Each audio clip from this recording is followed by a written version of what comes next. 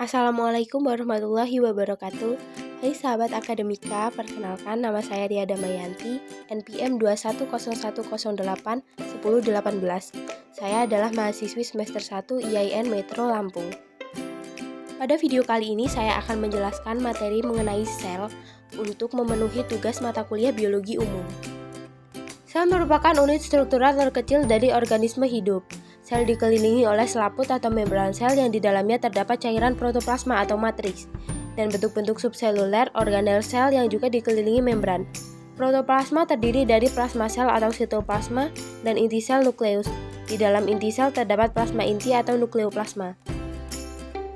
Sel berkembang biak dengan cara membelah diri atau secara mitosis.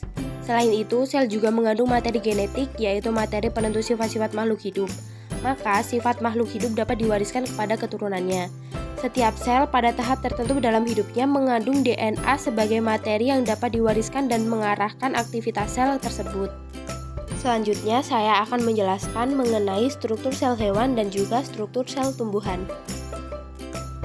Struktur sel hewan terdiri dari mitokondria yang merupakan tempat pembentukan sumber energi, sentrosom yang berperan dalam pembelahan sel, nukleus atau inti sel yang berfungsi sebagai pusat pengendali kegiatan sel, ribosom yang berfungsi sebagai tempat sintesis protein, retikulum endoplasma yang berfungsi untuk membantu metabolisme protein, lemak, dan karbohidrat, membran sel yang berfungsi mengatur keluar masuknya zat pada suatu sel, vakuola yang berfungsi sebagai tempat penyimpanan bahan makanan dan sisa metabolisme, sitoplasma yang berfungsi sebagai tempat berlangsungnya reaksi metabolisme, badan Golgi yang berfungsi sebagai sintesis protein terdapat di dalam sel tumbuhan dan hewan, lisosom berfungsi untuk mendaur ulang bagian sel yang rusak, mencerna zat sisa makanan atau zat-zat asing yang masuk ke dalam sel.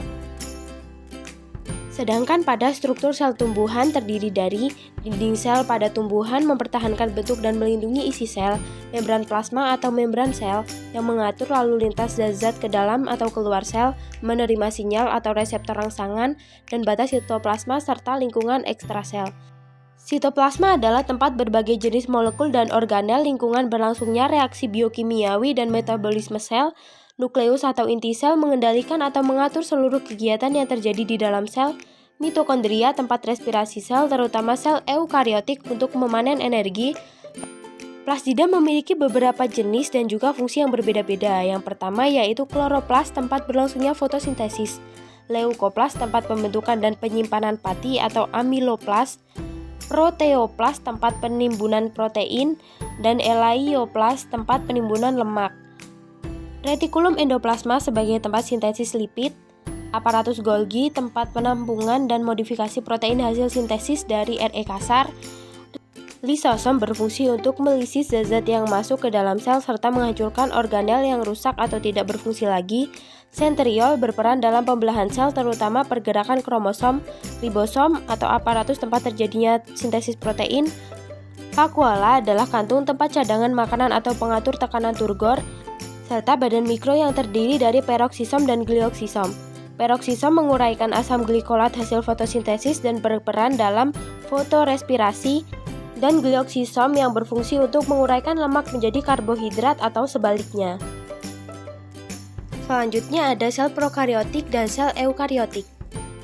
Pada sel prokariotik tidak ada membran yang memisahkan DNA dari bagian sel lainnya, dan daerah tempat DNA terkonsentrasi di sitoplasma disebut nukleoid. Kebanyakan prokariota merupakan organisme uniseluler dengan sel berukuran kecil, berdiameter 0,7 sampai 2,0 mikrometer dan volumenya sekitar 1 mikrometer kubik, serta umumnya terdiri dari selubung sel, membran sel, sitoplasma, nukleoid, dan beberapa struktur lain. Hampir semua sel prokariotik memiliki selubung sel di luar membran selnya. Tidak seperti prokariota, sel eukariotik memiliki nukleus. Diameter sel eukariota biasanya 10 hingga 100 mikrometer atau 10 kali lebih besar daripada bakteri. Sitoplasma eukariota adalah daerah di antara nukleus dan membran sel. Sitoplasma ini terdiri dari medium semi cair yang disebut sitosol yang di dalamnya terdapat organel-organel dengan bentuk dan fungsi terspesialisasi serta sebagian besar tidak dimiliki prokariota. Dan yang terakhir adalah fungsi sel. Sel berfungsi sebagai pembentuk dasar struktur organisme, karena dinding dan membran sel merupakan komponen utama pembentuk struktur organisme. Sel juga berfungsi sebagai tempat untuk mengangkut dan bertukarnya berbagai zat. Sel sebagai tempat energi dibuat seperti proses fotosintesis pada tumbuhan dan respirasi pada hewan. Sel membantu proses reproduksi melalui proses pembelahan mitosis dan juga meiosis.